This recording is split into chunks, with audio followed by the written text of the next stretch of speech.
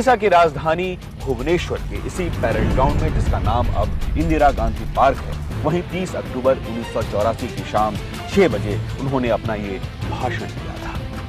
उनके शब्दों से साफ जाहिर होता है कि उन्हें अपनी मौत के नजदीक होने का एहसास हो गया था। मुझे चिंता नहीं है कि मैं जीवित रहूं या नहीं रहूं, मेरी लंबी उम्र रही है और मैं इस पर मुझे अगर गौरव किसी चीज पर है तो इस पे है कि सारा जीवन मेरा सेवा में गया, केवल इसके गौरव है और किसी चीज पे। इंदिरा गांधी का भाषण तकरीबन 1.5 घंटे तक यहां चला। इस दौरान उन्होंने कई ऐसे शब्द कहे जो पहले से लिखा नहीं गया था। आमतौर पर इंदिरा गांधी वही पढ़ा करती थी भाषणों में जो पहले से लिखा जाता था। जब तक मुझे सांस है तब तक सेवा ही में जाएगी, और जब मेरी जान जाएगी तो मैं कह सकती हूँ कि एक एक खून का खतरा जितना मेरा है, वो एक एक खून एक भारत को जीवित करेगा, भारत को मजबूती देगा। ये शब्द इंदिरा गांधी अचानक बोल पड़ी।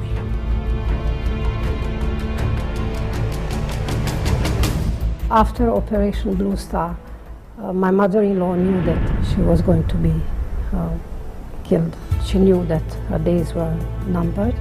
She had spoken to us, and then she spoke to my husband and I. She gave us instructions on what to do when this would happen.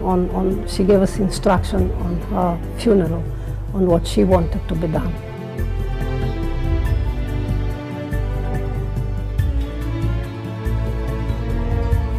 Airport जाने का समय में वो स्टेप्स के ऊपर जब वो चढ़ रही थी तो मैं पीछे था,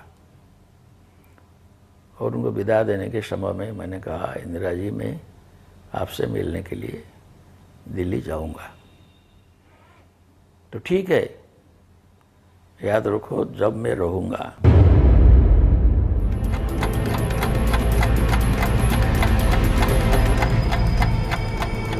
इंदिरा गांधी भाषण देकर उड़ीसा के इस राजभवन में लौट आई। तब उड़ीसा के राज्यपाल बीएन पांडे ने उनसे इस तरह के भाषण के बारे में पूछा। इंदिरा गांधी ने जवाब में कहा कि उन्होंने अपने दादा और मां को बड़े तकलीफ से मरते हुए देखा है। वो इस तरह की मौत नहीं चाहती। वो अपने दोनों पैर पर चलते हुए मरना चाहती है।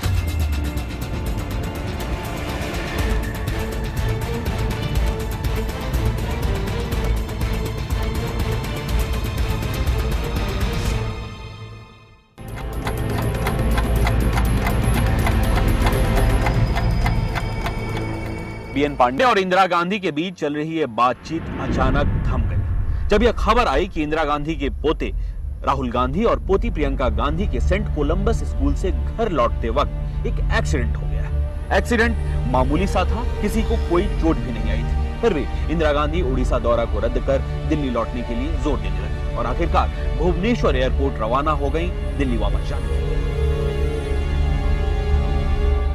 The previous day there was a minor accident.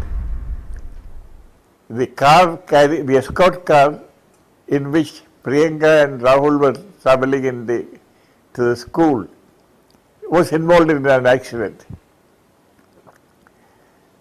And she was very upset. I don't know what news was conveyed to her, but anything concerning the grandchildren, she would be very upset.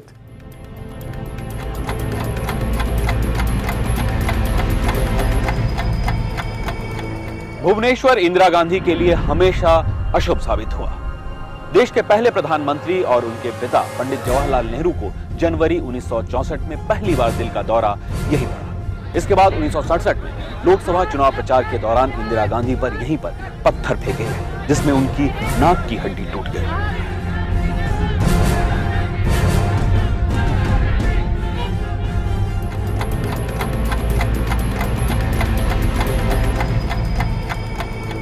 Indira Gandhi ने अपना आखिरी हवाई सफर दिल्ली के इसी हवाई अड्डे पर आकर खत्म किया। पहले इसे पालम एयरपोर्ट कहा जाता था, लेकिन अब इसका नाम इंदिरा गांधी अंतर्राष्ट्रीय हवाई अड्डा हो गया है।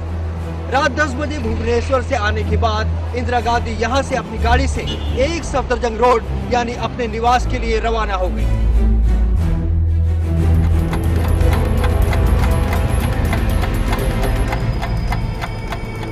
मैं इस वक्त खड़ा हूं इंदिरा गांधी के प्रधानमंत्री निवास एक सफदरजंग रोड पर। आज से करीब 25 साल पहले यानी 30 अक्टूबर 1984 को इसी वक्त इंदिरा गांधी अपना भुवनेश्वर का दौरा बीच में ही रद्द करके दिल्ली वापस लौट आई थीं। वो इसलिए कि उनको जानकारी मिली थी कि राहुल और प्रियंका गांधी की गाड़ी का एक्सीडेंट हो गया है।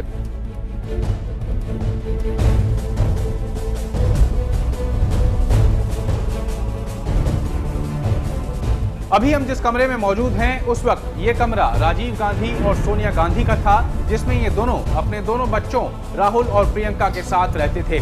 लिहाजा जब इंदिरा गांधी भुवनेश्वर का दौरा रद्द करके दिल्ली वापस लौटी तो सबसे पहले इसी कमरे में आई राहुल और प्रियंका का हालचाल जानने।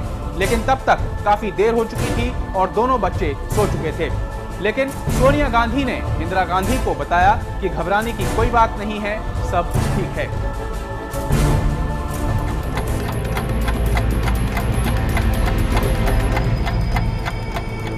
इंदिरा गांधी उड़ीसा दौरे की वजह से बेहद थकी हुई नजर आ रही थीं, लेकिन इसके बावजूद राहुल और प्रियंका को देखने के बाद उन्होंने अपने प्रधान सचिव पीसी अलेक्जेंडर को बुलाकर इसी कमरे में पंजाब और कश्मीर की समस्याओं पर ताजा जानकारी ली।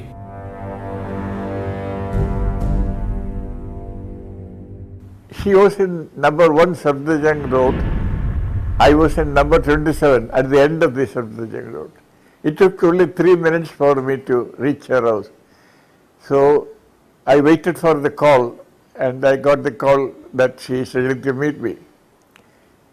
I met her and it lasted for about half an hour. And I had noticed then by just looking at her that she was looking very tired.